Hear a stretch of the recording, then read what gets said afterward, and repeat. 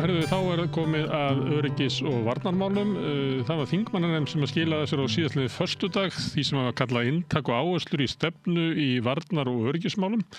Og ég búinn að slá á þráðinn til Bangkok, þar sem að Hilmar Þór Hilmarsson prófessor er.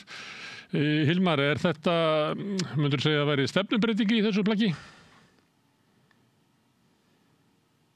Nei, það sem að náttúrulega svolítið hjá NATO-ríkjum núna svona panik að stríðið í Úkraínu búið að standa yfir núna kannski eitthvað 3,5 ár og því ekkert að ljúka. Og ég sé í skýrslunni á einum staði talað að Rússland muni innan 2 ára geta ráðist á lönd við Eystrasaltið og þá það náttúrulega Eystrasaltsríkin og síðan það lönd eins og Finnland, Svíþjóð, Danmörk og Pólland og Þýskaland sem þarna og ráðist á þau og svo talað til 5 ár geti orðið stórstyrjöld í Evrópu sem svolítið mótsatnakennt því maður heyrir svo mikið á Vesturlöndum í fréttum það að Rússland sé að hrynja efnahagslega og það sé alltaf bara á hliðina en samt svo kemur þetta 2 ár Eystrasaltið og þessi lönd náttúrulega á viðkvæmum stað og hafa öll verið að fullu mætti að senda vopn til Úkraínu og þessi hugmyndin var svo lengi að það væri nóg að senda réttu vopn til Úkraínu þá myndi hún vinna stríðið en það ekki að gerast og þetta svolítið panik í gangi að hvað eigi að gera og svo þessi skipting á heiminum good guys, bad guys það að segja náttúrulega Rússar eru bad guys og Putin sérstaklega og síðan Kína og svo eru góðu good guys, það Evrópa og Bandaríkin, þetta svolítið þannig skipting. Mér finnst að þessi skýrsla algjörlega laus við það að gagnrýna nokkuð skapaðan hlut sem hefur gerst á Vesturlöndum í þessum málum, eins og svo þessi stækkun NATO, þetta open door policy sem átti að vera svo ægilega gott og sem leiddi þess að NATO fór úr 12 ríkjum í 32 og til koma því að Bandaríkin gáist upp á þessu þau get ekki staðið undir þessu lengur fyrir utan það ríkisfjármálin í Bandaríkjunum ekki góðu lagi og skuldastaðan ekki góð. En Hilmar, ertu þá að halda þig fram að stækkun NATO, fjölgun ríkjanna í NATO hafi grafið undan öryggi í Evrópu? Ég held að mér fannst alltaf þegar ég fór að mæta NATO-fundi fyrir aldamót 1999 og þá var alltaf þetta open door policy og það fannst mér þetta að vera þannig að við vorum að opna stækka NATO meira og meira og við erum ekki að borga í NATO sjálf nema bara við borguðum ekkert í vardamála, þeir vorum ekki með hér að þá myndi NATO vera dýrar og dýrar í rekstri, þyngri og þyngri byrði fyrir Bandaríkin að bera og það myndi vaksa pressan á öll ríki að koma með eitthvað inn í NATO. Trump vill greinilega helst bara losna við NATO og losna með Bandaríkin og þetta eru svona þungt 32 lönd og að stækka ennþá meira þá verður þetta mjög óhagstætt fyrir Bandaríkin að þurfa að bera þetta allt uppi og þau fara að gera meira og meira kröfur og fara svo í 5% sem algjörlega augljóst að mörg NATO-ríki ráð ekkert við þetta. Við erum að ganga út af því við borgum 1,5% sem að mér skilst að í fjármálavöld á Íslandi, stjórnar fjármálalöndum telji það að vera jafnvel óraunhæft. En ég held að þetta hafi gert NATO að einingu sem að Bandaríkin ráði ekki við og þá var hugmyndin að nota NATO í Asíu, gegn Kína, í stórveldissamkeppninni. Það eins og það sé ekki mikið á það, einhvern veginn allavega NATO orgaði þetta sjálft og það eru alls konar hlutir í þessari skýrslu, talað að Norðurlandasamstarf og samstarf við Eystrasaltsríkin, tvíhliða samstarf við önnur ríki og slíka hluti sem að mér finnast ekki skipta mjög miklu máli. Þetta öryggismál okkar skiptir fyrst og fremst máli hvernig við vinnum með Bandaríkjunum og við vitum náttúrulega óvissan þar næstu 3,5 ár meiri heldur en við höfum séð mjög lengi eða aldrei áður. Þannig að við þurfum að komast í gegnum það. En það hefur gengið sæmilega. Ég sé ekki til dæmis að samstarfið Norðurlöndin öðruvísi upplýsingagjöf og bara einhvers konar samtöl. Það mun ekki efla okkar varnir þessi löndin aldrei koma til þess að verja Ísland held í stríð og öll námi sjálfa sig. Þannig mér finnst það að vera og svona tvíhliða samstarf, það spurning hvað á að leggja mikið í það. Og svo þetta náttúrulega með Úkraínu, við draugumst inn í Úkraínustríðið, Úkraína ekki í NATO, við höfum enga skuldbindingar gagnvart Úkraínu. Og það sem finnst mér vandræðalegt í öllu þessu, það var talað ND8, ég sá þarna í lok fundarins, Háskóla Íslands, bara í lok fundarins, það var talað ND8 sem það verið mikilvægur vettvangur, það eru Norðurlöndin og Eystrasaltsríkin. að okkar ráðherrar þeir eru að mæta svona á fundi, þetta er svona vandræðilegi fundir vegna þess að okkar ráðherra er að mæta á þessa fundi og síðast fundi með Zelenski þar sem að verða að gera kröfu framlög til varnarmála og Zelenski vill vopn og svo er eitt land við borðið sem hefur ekki vopn og það land hefur ekki móta neina stefnu það hvernig það ætlar þó að sé bara í borgaralegum þætti NATO hvernig það ætlar að gera hlutin. Og þá fara löndin í keppni að gleðja Zelenski með fjárframlögum og hinn Norðurlöndin hafa verið stórtæk í þessu, en þau á viðkvæmum svæðum, stórtæk í þessu og okkar ráðherra lendir í vandræðum, er ekki búið að móta neina stefnu hvernig Ísland ætlar að koma að þessu sem er vopnlausa landið, herlausa landið, hvernig það ætlar að, sem alltaf hefur verið í borgaralöndum, það er ekki búið að móta neina stefnu. Þá endar þetta með því að aðrir fara móta stefnu fyrir okkur og við höfum að kaupa vopn í gegnum þetta. Þetta er mjög pínlegt fyrir íslenska ráðherra að sitja undir þessu. Þegar að landið eins og Úkraína er að pressa á þetta og Zelenski mætir þarna fundir þá keppast ráðherrarnir við að gleðja Zelenski og segja hann hvað ætla að gera mikið og náttúrulega þá lendur við í vandræðum og mér veist sko, í þessari skýrslu sé ég ekkert það, ég sá ekkert, kannski þú lesa hana betur en ég sá ekkert það hvernig ætlum við að vinna, sko við erum að segja við borgar bara 1,5% því við erum bara í borgarhluta NATO, hvernig ætlum við að vinna í NATO eða kemur eitthvað upp á sem NATO að koma að og Úkraína náttúrulega er ekki í NATO en það er verið að reyna að koma inn núna einn bakdyramegin og NATO, Úkraína er aðal efni funda NATO þó Úkraína sé ekki í NATO. Hvernig ætlum við að koma að þessum málum? Mér finnst það vanta. Mér finnst líka voðalega lítið sagt landhelgisgæsluna í þessari skýrslu. Hún er okkar aðaltæki, við erum fyrst og fremst siglingaþjóð og við höfum ekki landamæri við eitt land, þannig að sjórinn í kringum okkur, okkar efnahagslögstað og það er allt mjög mikilvægt í kringum okkur. Það var voðalega lítið talað það hvort að ég efla landhelgisgæsluna og hvað ég að gera. Það er voðalega lítið svona stefnumótun hvað það varðar. Það er nokkur atriði sem við erum að spyrja Hilmar, þessum þú segja. Þú ert að tala að Úkraína fari í NATO. Hafa núverandi stjórnvöld í Bandaríkjunum ekki raunverulega hafnað því? Og er þá ekki tómt mál að tala það að Úkraína fari inn í NATO ef að Bandaríkin samþykkja það ekki? Þetta náttúrulega var allt sem að tóm þvæla. Frá upphafi til enda. Ég hef sagt að við erum að tala þetta, ég og þú, ég segi, hvað er lengi? Bara frá upphafi, þetta var bara tóm þvæla, þetta var aldrei neinn meining á bakvið þetta. George W. Bush kom með þessa hugmynd í Búkarest 2008 að Úkraína færi í NATO og Eystrasaltsríkin studdu þetta og Pólland aðalega og síðan, en það voru mörg land á móti þessu og svo talaði NATO og svo bara núna nýlega þá sagði bara Trump að Úkraína getur bara gleymt NATO. Þannig að það er sko raunverulega hann er búinn að slá þetta á borðinu og það er eins og þú segir ef að Bandaríkin segja nei þá hafa þau raunverulega neitunarvald í þessu máli ef þau segja nei en áður sögðu þau já en svo að mann sagt að þetta hefði aldrei verið neinn alvar á bakvið þetta. En þá gerist það að þeir í London, forsætisráðherrann þar fyrir að tala coalition of the willing og hann færi hljómgrunn í París hjá forseta Frakklands að það verði sett eitthvað svona coalition of the willing sem er svona mjög vandræðilegt að nota það því að coalition of the willing var notuð til þess að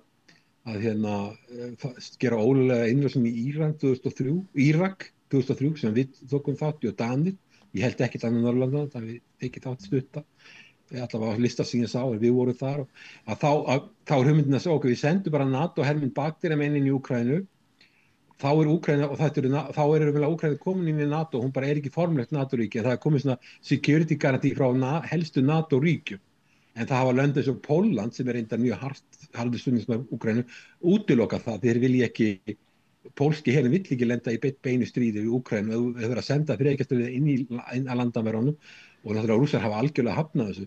Þannig já, þú segir það er rétt að það var Trump er búinn að slá út á borðinu en það eru enda og ég meina það er nýlega sem framkvæmdastjóri NATO frá Hollandi þarna sem að mér fannst nú verða sér til minnkunar á síðasta NATO-fundi í Haag með því að kalla Trump daddy en hann tala bara það að Úkraína sé sjálfstætt ríki, þeir geti gert hvað sem er þannig að það eru allavega sumlönd og sumir aðilar í húrustu hjá NATO sem telja það að Úkraína er enda möguleika að fara í NATO en allavega Trump í bili er búinn að segja að hún geti gleymt þessu og ég held að það sé alveg augljóst að hún er ekki tilbúin að fara í NATO.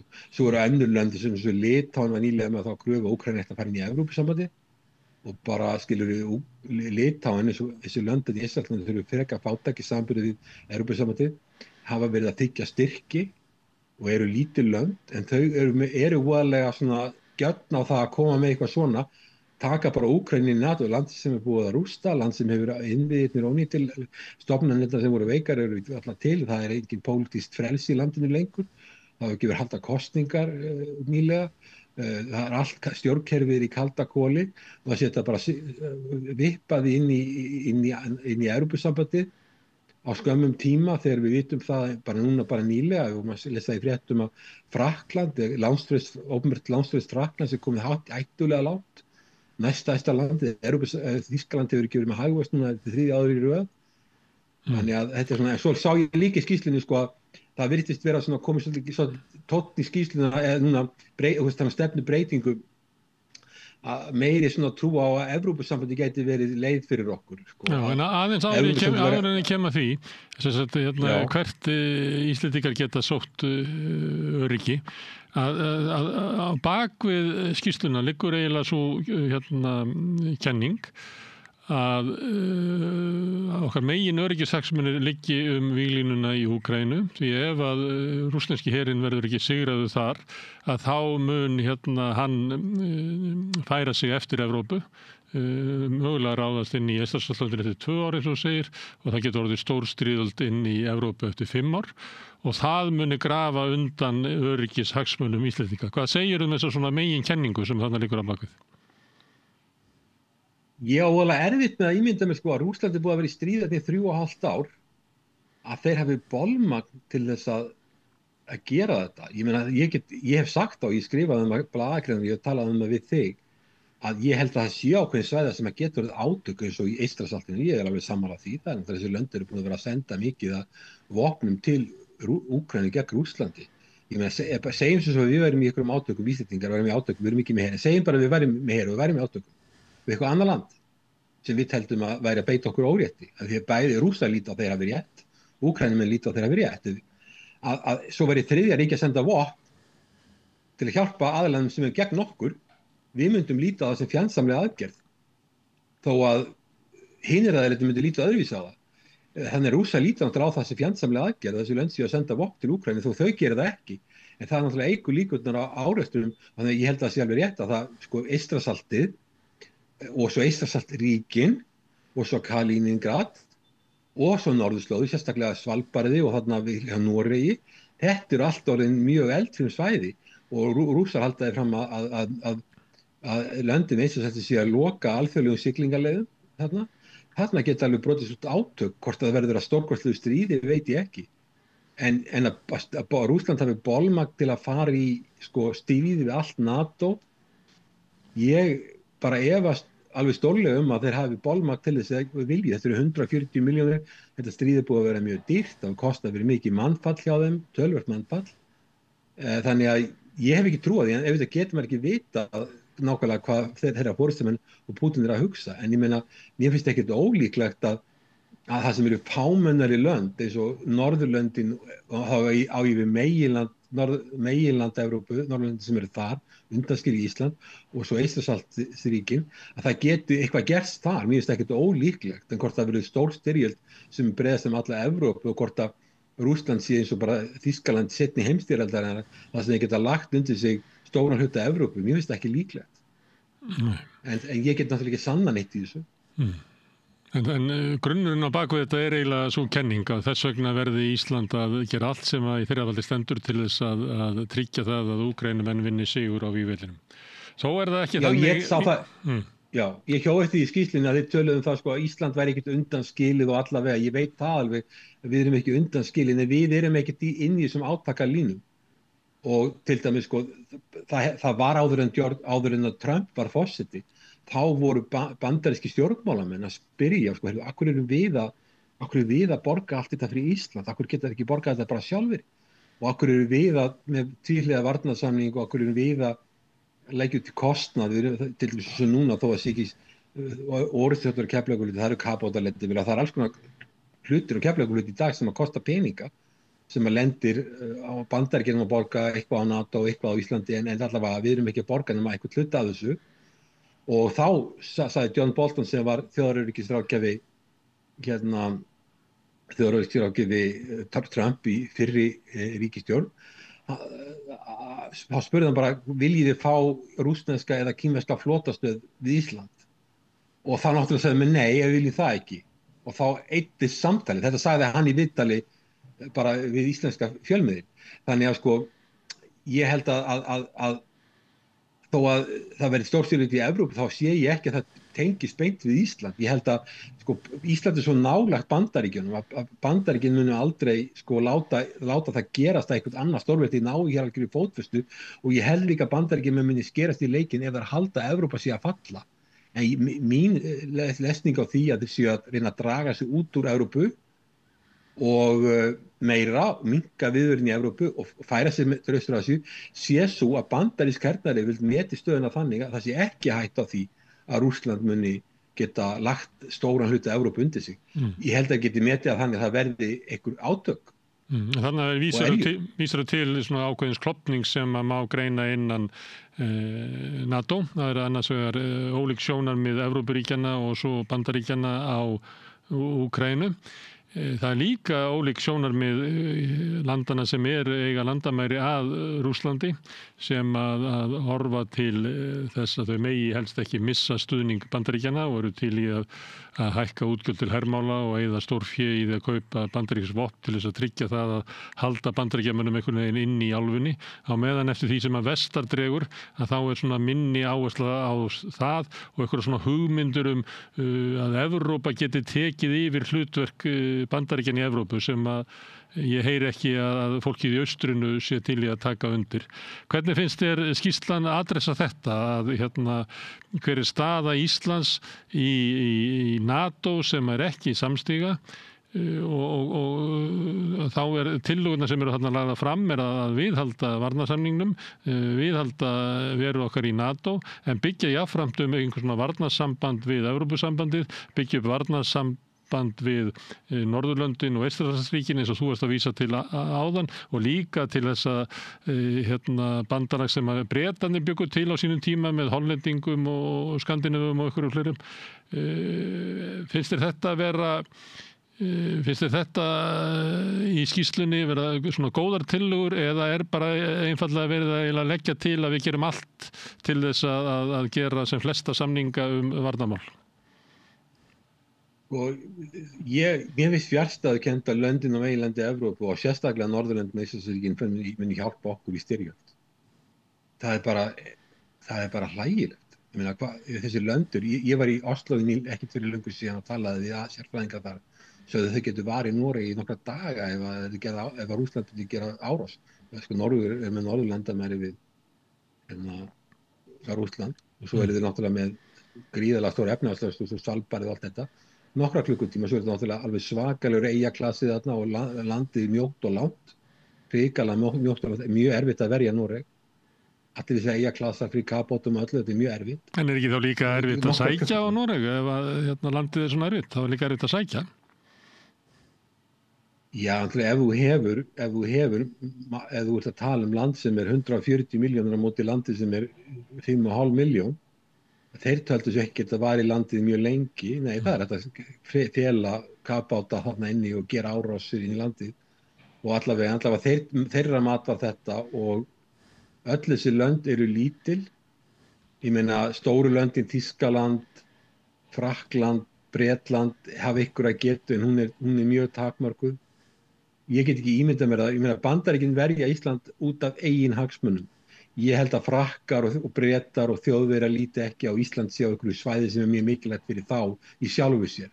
Hins vegar gera Bandaríkin það vegna þess að þau eru stórveldi, og við erum mitt á milli Norður-Ameríku og Evrópu, og Bandaríkin vilja vera algjörlega ráðandi í Norður-Ameríku sem þeir eru, nema því leyti að Suður-Ameríka er komin í gríðarlega mikið viðskipti við Kína sem hlýtur að vera áhugjefni í Bandaríkjunum, en hernaðarlega, og svo vilja Bandaríkin ekki að Rússland nái algjörum yfirburðum í Evrópu, frekar en að vilja að Kína nái yfirburðum í Asíu. En ég held að allt þetta samstarf sko við Norðurlöndin NB8 skipti ekki dvoðalega miklu máli. Við sáum hvernig þetta var í seinni heimsstyrjöldinni, hvað gerist þegar ráðist er á þessu litlu lönd, sko, að Finnarnir börðust einir við Sovétríkin og þeir töpuðu eitthvað 10% af þessu landi sem var góð frammistaða hjá þeim, þetta lítið land, þeir börðust og mistu 10%. En það var ekki svo Svíar og Normenn og Danir og flokkuð þannig inn að þess að berjast við liðina þeim, eða var það þannig? Ég held ekki. Ef þú tekur Svíar voru hlutlausir, þeir barðust ekki við neitt. Þjóðverjar fóru gegnum Svíþjóðin í Noreg og tóku Noreg og þeir tóku Danmörku líka. Ísland notaði tækifærið og plottaði með Bandaríkjunum sjálfstæði Íslands. Ég held að það hafi verið bara plottað vegna þess að sko málið það, við lýsum við sjálfstæði 17. júní 1944 og 12-13 dögum seinna var sendinefnd frá Íslandi 5 manns mætt til Washington. Þá var Ísland fullkomlega sjálfstætt ríki, mætt til Washington til að semja aðgang Íslands á alþjóða fjármálakerfinu, alþjóða bankanum, alþjóða gjaldeyrisjóðnum og GATT sem var reynd að móta betur seinna. En þetta liður bara mjög skammur tími frá því að við lýsum við sjálfstæði, við fáum sjálfstæði, við fáum að okkur boðið á þennan fund sem fullgilt sendinefnd 5 manns, að menna Danir gátu bara að vera áheyrnarfulltrúar. Þetta var allt plottað, þannig að við gerum þetta. Öll þessi lönd fóru sitt hvora leiðir og ég auðvitað sveið Dönum þetta mjög mikið. En þegar það var stórstyrjöld í Evrópu og þá var heimurinn multipólar eins og það er núna. Þá var Þýskaland, Bretland, Frakkland, Bandaríkin og Sovétríkin. Og núna, þetta var 45 sem stríðinu lauk svo, en núna í annarskipti erum við komin í multipólar heim. En áður var þetta, síðan á milli bara tvípóla heimur og einpóla og núna allt margpóla eða multipóla.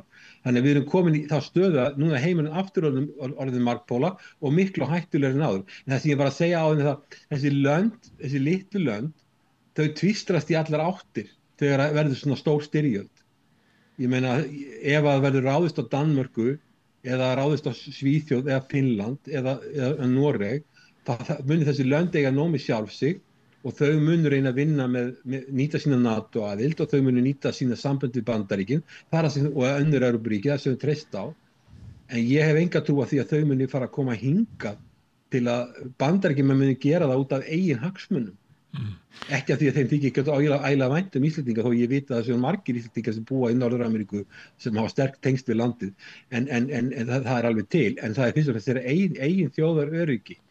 Þannig að ég held þetta samstarfi NB8 sem eru Eystrasaltsríkin og Norðurlöndin, það getur skipt við þessu máli fyrir upplýsingagjöf og slíka hluti og svona bara að ræða málin og meta stöðuna, en ég held að sé fjarstæðukennt að halda að þetta muni auka öryggi landsins í stór styrjöld.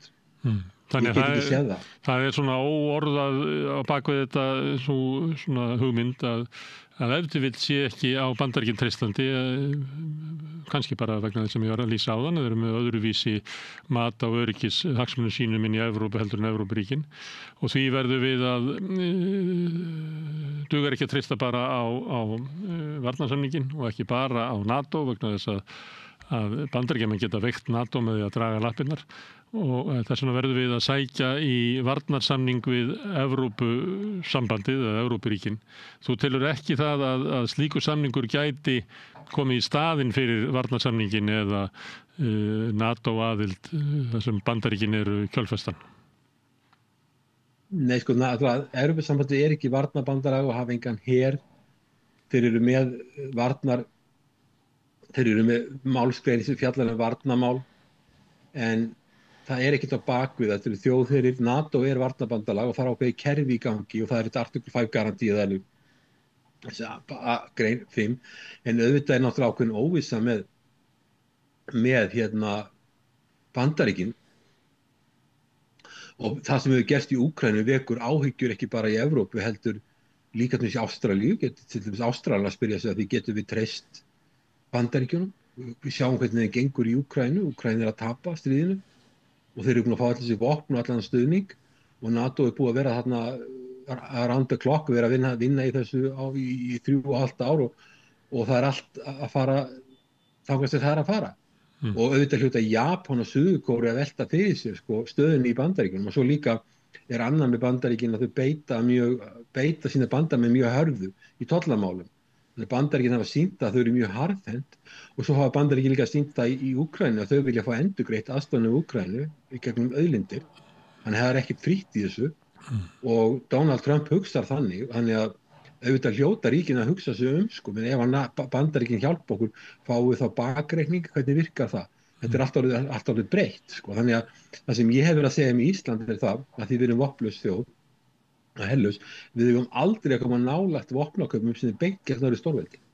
Einmitt þess að við getum ekki, við treystum á Bandaríkin og höfum treyst á það í áratugi og þeir eru okkar aðal bandamaður og það er svona á embættismanna level og sko, Donald Trump er ekki að vinna í utanríkismálum Íslands við öryggismálum á daglegum grundvelli en við höfum gott samstarf sennilega ímynda ég mér við þá aðila sem er að vinna málum Íslands frá dagsdaglega en það er mikil óvissa að við eigum ekki að styggja neitt stórveldi, þá náttúrulega ég tala fyrst og fremst Kína en líka Rússland, að við eigum ekki að óþörfu við getum gert til dæmis Úkraínugagn þó hún sé ekki í NATO á annan hátt og þess vegna held ég að það verið mjög ógætilegt fyrir okkur að stíga það skref að fara að kaupa vopn og þannig að ég er alveg inn á þeirri línu ég sé það að forseti Íslands er að fara til Kína er það ekki rétt hjá mér og tala að tala fyrir friði og ég held að það er það sem við eigum að gera og það er reyndar áberandi ef ég má grípa fram í það er svolítið áberandi í skýrslunni lítið talað sko frið eða diplomatíu sem að maður gæti nú ímynda sér að væri grundvallaratriði í öryggismálum smárra vopnlausra ríkja að tala fyrir opnum samskiptum og vinna að friði með öllum tiltakum ráðum en það er ekki tónninn í þessu þetta er svolítið eins og skýrsla frá herveldi. Já, hergagna framleiðanda. Sko lausnin er hernar uppbygging og aðferðafræðin er good guys, bad guys. Þetta er George W. Bush. Það eru good guys og bad guys. Og það er ekki vottur af sjálfsgagnrýni á neitt. Sko, það er ekki til síðan neitt að það gæti hugsanlega verið að við höfum einhvern tíma gert einhver mistök. Það er óhugsandi. Til dæmis innrásin í Írak 2003 sem við tókum þátt í að einhverju leyti við flytja vopn og eitthvað. Hún var ólögleg. Það verið að tala um alþjóðalög og það er talað mikið um alþjóðalög og alls þess að góðu mannréttindi og allt þetta lýðræði og allt þetta voðalega fínt í Vesturlöndum og svo erum við að heyra í fréttum það er búið að dæma nefndavögu samnið þegar það dæmir þessi þjóðamorð á Gazasvæðinu ég ætla ekki þetta er ykkur skilgreiningaratriði hvort að það er þjóðamorð eða fjöldamorð og svo bara sama tíma heyrir maður að utanríkisráðherra Bandaríkjanna sé á leið til Ísrael til að fullvissa stjórnina þeir hafa allan stuðning Bandaríkjanna ég veit það ekki, þetta er svona einhvern veginn we are the good guys og það trufla svolítið sko að það er engin sjálfsgagnrýni og líka þetta að stækka NATO endalaust í austur og upp að Rússlandi og taka Krímskagan, kannski breyta honum í NATO flotastöð. Þetta geti hugsanlega einhverju leyti truflað Rússland.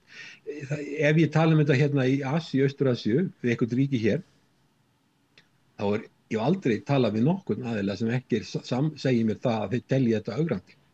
Að það sé að fara upp að landamæri annars stórveldis Úkraína raða hermönnum við landamæri Rússlands það dettur þetta ekki nokkrum mann í hug en í Evrópu þau þykir þetta bara sjálfsagt mál að það sé bara að komi engum við það geti bara gert hvað sem er og ef þú skoða löndin hér þá eru þau meira og minna allavega með á formlegan hátt svona hlutlaus þau keppast ekki við að lýsa yfir stuðningi við eitt land gegn öðru það er bara stefna og ekki að mynda bandalög en þó maður segja ákveðið lönd séu orðið mjög háð stórveldum vegna utanríkisviðskipta. Það er eins og Kambódía er mjög háð Kína, Myanmar er mjög háð Kína, Laos er mjög háð Kína, Fílipseyjar eru mjög háðar Bandaríkjum. Svo eru lönd eins og Tæland, Vietnam, Indonesia og Malasía sem eru lönd sem að reyna svona að sigla, ber beggja og reyna að hafa samband við öll eins og Tæland hérna því að núna þeir láta að þjálfa hermyndir í sig og það ekki með Bandaríkjunum. Þau eru kaupa vopn og eru í samstarfi við Rússa líka. Þau kaupa vopn frá Rússlandi, þau kaupa vopn frá Svíþjóð, þau eru út um allt og er í viðskiptum með alla þessa aðila. Þannig að þessi lönd þetta eru lönd sem eru, já, Thailand 70 milljónir, Malaysia 280 milljónir, Indonesia kannski 40 milljónir og svo Vietnam 100 milljónir. Þetta eru lönd sem eru tiltölulega stór. Það ekki öfugt, er ekki Indonesia svona 230 og Malaysia fámennari. Þú víxlaðir held ég Malaysia og Indonesia. Jú, þá mismælti ég mig, þakkaði fyrir það. Malaysia 280 milljónir, Indonesia 280 milljónir, rétt hjá þér, 280 og Malaysia kannski eitthvað 40. En þetta eru allt sem að freka stór lönd, Malaysia 40. Og Malaysia hefur verið ábyrjandi þegar að stríðið braust út milli Kambódíu og Tælandi að það var strax áherslan, við verðum að semja frið, þetta skadar okkur öll, þetta skadar ímynd Austur-Asíu, þetta skadar okkur öll, við verðum að stoppa þetta af strax og það var enginn að taka afstöðu með öðrum eða hinnum, það var ekkert að segja, Kambódíu er lítið og hjálpa henni að því að Tælandi er vont og þeir eru miklu stærri og sterkari. Það heldur bara, við erum að slökkva á þessu, þetta er vont fyrir okkur öll, þetta skadar ímynd þessarar, þetta er kannski ekki álfa, þetta er svo subkontinent, þetta er svona svæðið til 10 lönd, þetta eru yfir 600 milljónir manna, þetta er ekkert lítið, þetta eru yfir 3 triljónir dollara verglandsframleiðsla alla þessara landa. Það er allt öðruvísi viðhorf heldur en í Evrópu. Í Evrópu er þetta svolítið, mann dettur í fótboltaleikur. Ég er í þessum íþróttaklúbbi og ég held með þessum. Ég er ekkert að gera lítið úr fórn Úkraínu og allt það. En hérna var strax pressan á að við verðum að slökkva á þessu. Þetta skadar ekki bara löndin 2, heldur þetta skada öll 10 löndin sem eru í ASEAN. Þessi viðhorf mér finnst eins og þetta benda á þessari skýrslu þá snýst þetta voðalega mikið að efla varnirnar, styrkja samböndin, hernaðaruppbygging, vopnakaup og allt þetta að Íslandi geta taka þátt í því, en tónninn er allir þessi að Rússland er að fara að ráðast á okkar nágrannaríki eftir 2 ár, stór hluti Evrópu undir eftir 5 ár. Það er tónninn og þið þurfum að bregðast við því. En það er ekki sagt, heyrðu, og svo bara segja aðilar hérna við mig sem ég veit að er fáránlegt ef ég segja heima, heyrðu, við þurfum að læra að lifa með Rússlandi í Evrópu. Þá er bara sagt, já, heyrðu, þú lítur að vera launaskrá hjá Moskvu eða þú lítur að fá eitthvað frá Kreml. En ég meina, það er viðhorfið hérna að semja, en það er bara bannorð, og þú er alveg rétt sem hún segir, að samningar að læra að vinna læra að lifa með Rússlandi sem að verður þarna hvað sem við gerum, það er ekki á dagskrá. Og það eru lausnirnar eru allar hernaðarlegs eðlis. Í Evrópu þá er diplómasía eða samningar, þetta er bara dautt, virðist vera. Það virðist ekki vera talið vera fýsilegt. Eitt af því sem hefur gert frá því við tölum saman síðast var að Trump kom með svona útspil. Hann hafi verið gagnrýndur fyrir það að fundunum við Putin í Alaska. Hann hefði bara gleymt í að hann átti að hóta refsitollum á þau ríki sem voru að stunda viðskipti við Rússland og þess vegna hafi Putin komið að fundinu svona eins og að það væri engin sérstök ógn í þessu og Evrópuleiðtogarnir fóru yfir í Hvíta húsið og svo svona smátt og smátt er að koma í ljós að þessi tilraun til þess að ná saman einhverjum friðarsamningum eða einhver sem getur enda stríðið, það er ekki að verða. Og vaxandi krafa frá Evrópu að Bandaríkjamenn geri eitthvað til þess að neyða Rússa til þess að líklega að gefast upp. Þá mætti Trump í síðustu viku og það er svolítið erfitt alltaf að átta sig á því hver er raunverulega stefnan því að það er svona ýmis sjónarmið í hans ríkisstjórn og stundum finnst mann hann svona bara flakka á milli.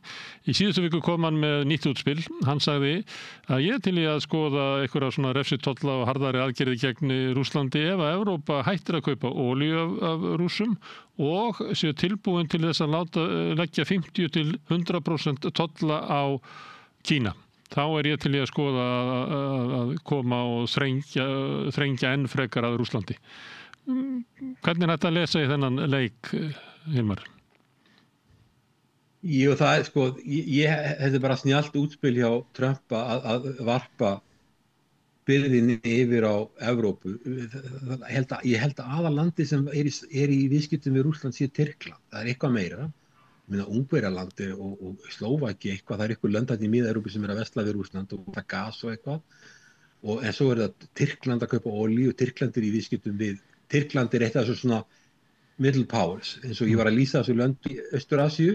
Tyrkland 80 milljónir manna, töluvert öflugt land, og þeir geta í svona multipólar heimi eða fjölpólar heimi, þá geta svona það sem kallað middle power, eða ekki smáríki, heldur svona lönd sem í miðjunni, sko, sem eru með 80 milljónir, spilað frítt, og Tyrkland er náttúrulega í NATO, og Tyrkland hefur haldið algjörlega viðskiptum við Rússland. Þeir haldið sínu viðskiptum við Rússland, og þeir halda góðu sambandi við Kína líka. Þannig að Tyrkland spilar á stórveldin. Og með aðra afstöðu til þjóðarmorðsins á Gaza heldur en kannski megin þorra Evrópuríkjanna, standa meira með Palestínumönnum. Þetta muslimaríki, þannig að miklu leyti, og þeir náttúrulega eru aðalega í Asíu, en það bara eitthvað 3% sem í Evrópu, en þeir allavega eru með aðra afstöðu, og að fara að segja Tyrklandi að hætta stunda viðskipti við Rússland, ég held að muni aldrei ganga, og önnur ríki,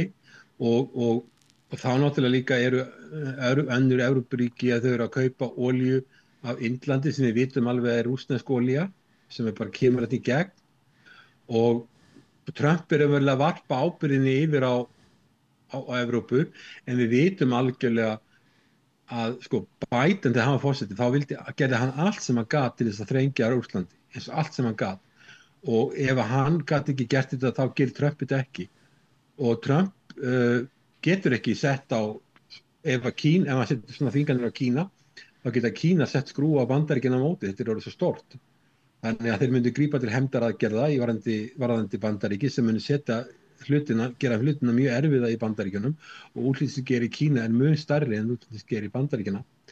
Þannig að sko, þetta er ekkit raunhæft, en þetta er snjallt hjá Trump að varpa ábyrgðinni yfir á Evrópu, og Zelensky er alltaf að tala sko, nú verða Bandaríkin að fara að beita skrúinu og gera eitthvað mikið og alvarlegt, en við vitum það alveg að það er ekki neinir kostir í stöðinni sem hann getur gert hluti sem eru mjög alvarlegir fyrir Rússland og fyrir Kína og fyrir Indland og allt þetta, en það myndi bara hafa svo alvarlega afleikar hann sjálfan. Auðvitað að hugsa stórveldislundi þannig, sko, mér er það og ég verður meira.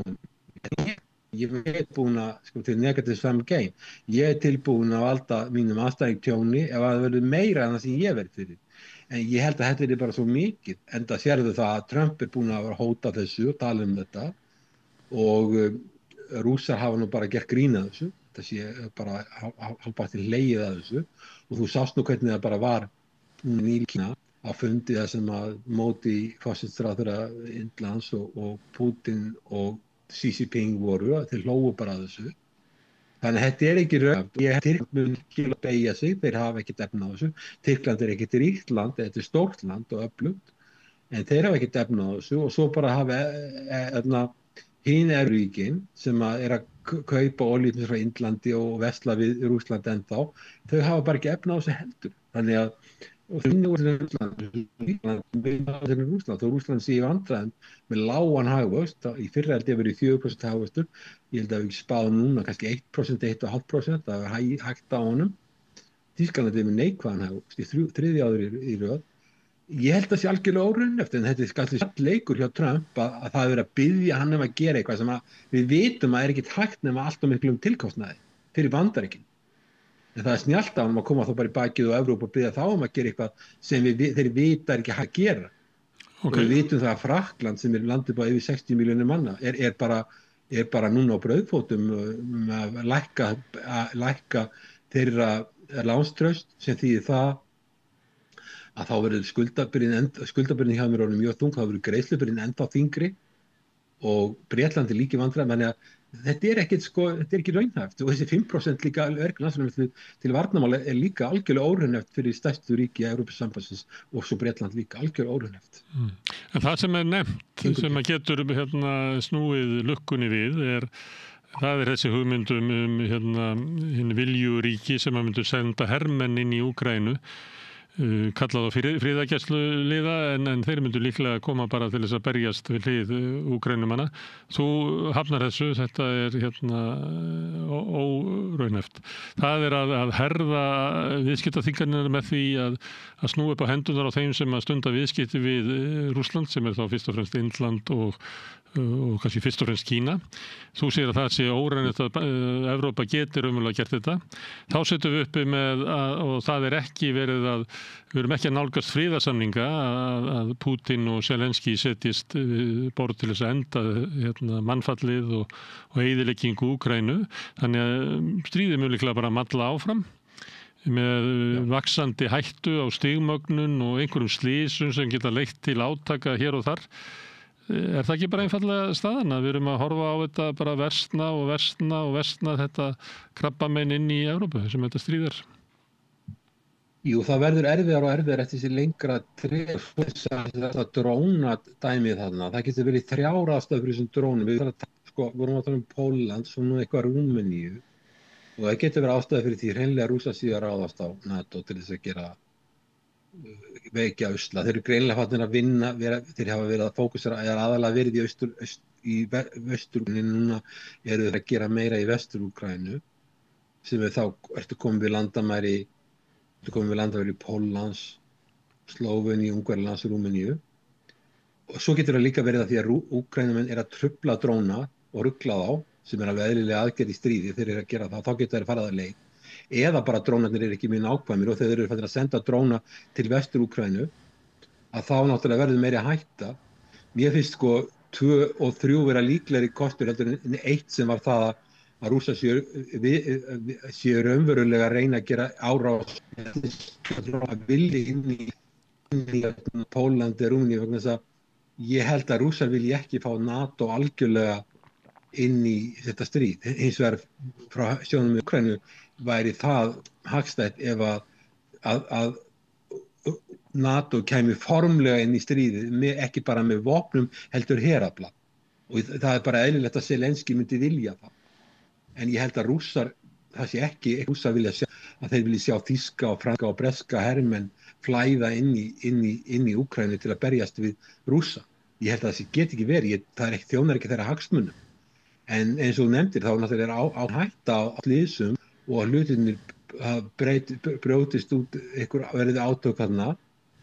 En það sem Pólverjar gerðu þeirra virkjuðu Article 4 sem að því það þá verður málið rannsakað á vegum NATO. Þannig að ekki Article 5, heldur það þarf að rannsaka málið með formlegum hætti og það auðvitað þurfa löndin öll að sína stillingu þannig að það fær ekki að virkja Article 5 sem Article 5 garantí sem það sé verið að ráðast á öll ríki með formlegum hætti.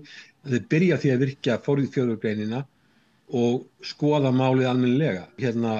Ég á erfitt að auðvitað ekki vera rússar ásetningi, en ég held að þetta sé sennilega líklega að þetta sé eitthvað svona slysni eða Úkraínumenn að rugla drónuna og þeir lenda inn fyrir landamæri Póllands eða Rúmeníu, en ég veit ekki, maður hefur ekki nægilega miklar upplýsingar, en hvatinn væri í þátt, en þetta getur valdið slysum sem síðan geta leitt til styrjalda sem að breyta út. Þess vegna borgar sig að stöðva þetta, en það sem hún svo aftur að lýsa það eins og kanslari Þýskalands, hann segir bara að Rússar séu með maximalist kröfur, bara gerir hámarkskröfur, óraunhæfar kröfur og það sé ekki hægt neitt að eiga við þær á meðan að Úkraínumenn segir við viljum ekki missa neitt, ekkert land og ekkert, við gefum ekkert eftir og þá sem sagt eru báðir með maximalist kröfur, báðir eru með kröfur sem eru svo langt frá hvor öðrum að það ekki nokkur leið að semja og þá endar þetta með því að stríðið bara heldur áfram, það ekki neitt svona punktur. Donald Trump hefur reynt að koma með einhverja svona styrkslaganir og við vitum að hann talaði að gefa eftir Krímskaga með formlegum hætti sem var reyndið að gefið að Khrushchev á 5. áratugnum til Úkraínu á meðan þetta voru Sovétríkin og það hefði enga raunverulega merkingu en það hefur merkingu þegar Sovétríkin eru fallin og svo líka talaði að slá að NATO Má ég byrja að endurtaka þetta allra síðast að það eitthvað smá truflanir á línunni? Já, Evrópa Evrópuleiðtogarnir eins og kanslari Þýskalands, heyrðuðu það, hann vill segir það sé að vera að gera maximalista, að Rússland sé að gera mjög alltaf mikla kröfur til þess að hægt að fara að semja. Það ekki hægt að semja við það því þeir gera alltaf mikla kröfur og það sé ekki að byrja samkomur. Þess að byrður Evrópa bara vopnahlé en kröfundir sem Rússar að gera sem við þekkjum og höfum oft talað að þær séu allt of mikla, vilja ekkert gefa eftir. Þannig og þeir eru líka með maximalist kröfur að segja að þeir vilja ekki slá neitt af. Bandaríkin, undir forystu Donald Trump og Witkoff hafa komið með málamiðlan, gefa eftir Krímskagan, fara úr NATO síðan út af borðinu, en það hefur alltaf verið slegið á fingurna á þeim. Þess vegna held ég þessi tilgáta hjá þeir að stríðið haldi bara áfram og hún sé það sem líklegast þangað til annarkor herinn bara brotnar á landamærunum. Og það er líklega að það verði Úkraína heldur en Rússland held ég eins og staðnir í dag. Þeir eru bara miklu fámennari og það er alveg viðurkennt í Úkraínu að vopnaskortur og mannaflaskortur er farin að há þeim mjög mikið. Það er ekki bara sagt eitthvað í Rússlandi eða á Vesturlöndum. Það er viðurkennt að Úkraína menn bara beint sjálfir. Þannig að það er því miður núna þá er þetta þannig að það er líklegast að þetta haldi áfram. Evrópa hefur bara líka ekkert einu sinni vilja koma með gagntillögur.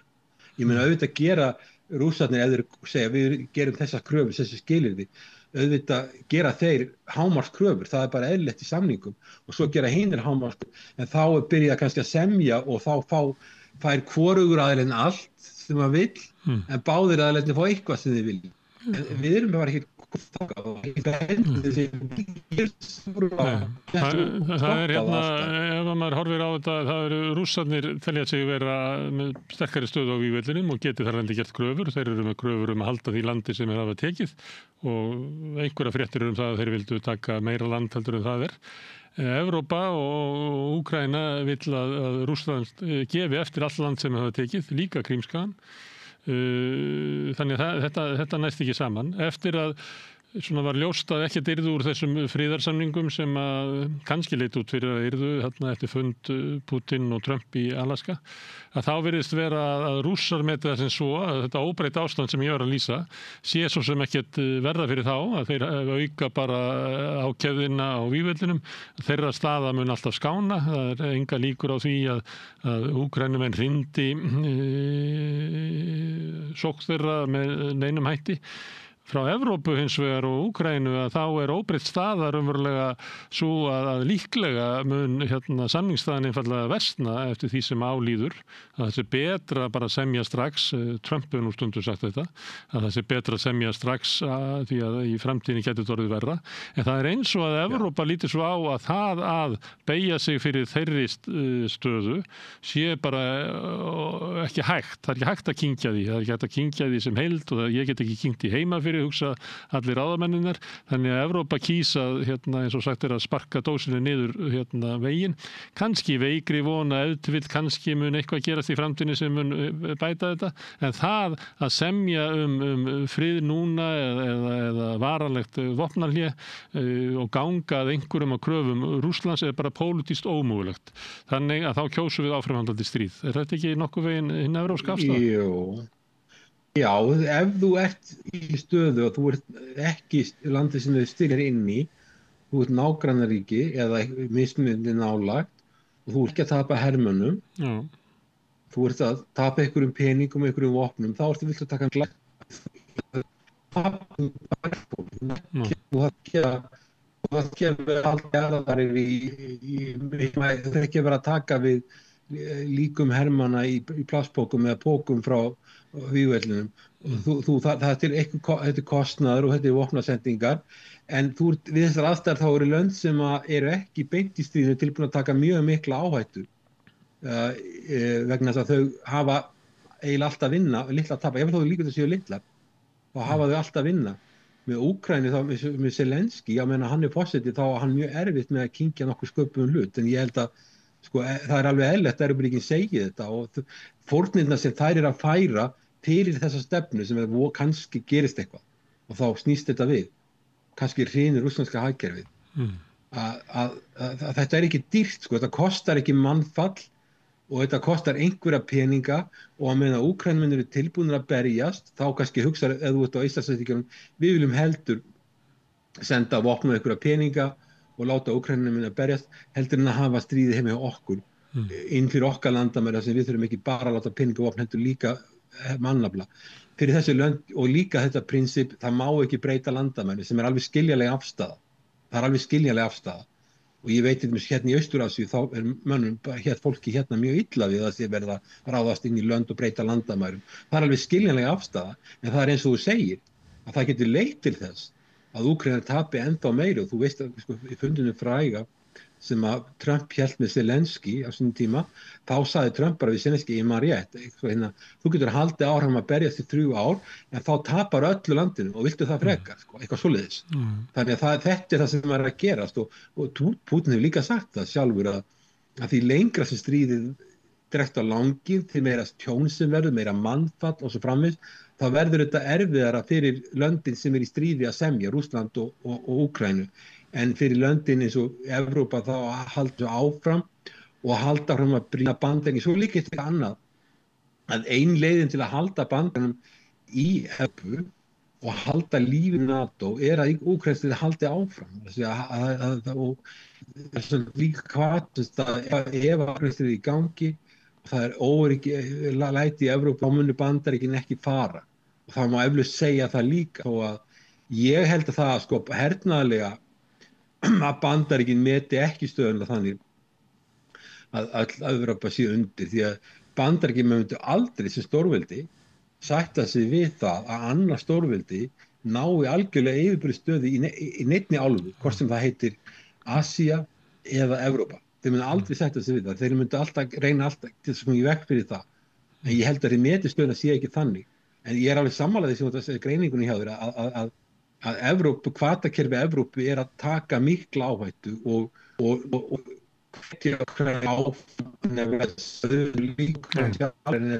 kemur aftur svona truflun, en svona með kaldaðinni þá maður geti orðað þetta svona að Evrópuþjóðurnar séu til í að berjast fyrir óbreytti stefnu sínu til síðasta úkraínsk hermanns. Þannig að mannfórnunar eru náttúrulega allar þar, við viljum hafa það í huga að þetta eru ríki sem eru að taka ákvarðanir og reka stefnu, þar sem að aðrir eru að bera allan þungan, en á móti kemur að þetta er stefna Úkraínumanna líka, og Zelensky, þetta er verið að svara hluta af hans óskum með stuðningi, en það eru ekki Evrópuþjóðurnar sem eru að verða fyrir mannfalli eða svona raunverulegum skada. En Hilmar, það er eitthvað ótraustara sambandið þarna allan til Tælands en verið yfir. Maður á náttúrulega ekki að kvarta yfir þessu. Þegar við vorum ungi þá þóttu þetta að vera draumsýn að við getum verið að tala saman í myndsíma og í talningum og svo getum við bara sett þetta út með ýmiss konar hætti. Það er mikil tækniþróun orðið en stundum kemur svona eins og eitthvað högt á línuna. Sambandið er ekki gott akkurat núna, þannig að það er kannski netsambandi, ég veit það ekki, það er ómögulegt að segja. Þannig að við setjum kommu á samtal okkar, ég held áfram að fá þig hingað inn að rauðaborðinu og meðan þú ert í Tælandi, skaffar heimurinn okkur af fréttefni. Já, takk að kærlega fyrir. Takk kærlega. En við höldum hérna áfram við rauðaborðið og erum alltaf verið að skilja hann heim og þetta samfélag og okkur sjálf. Næsti kafli er eftir augnablik. Velkomin á Samstöðina.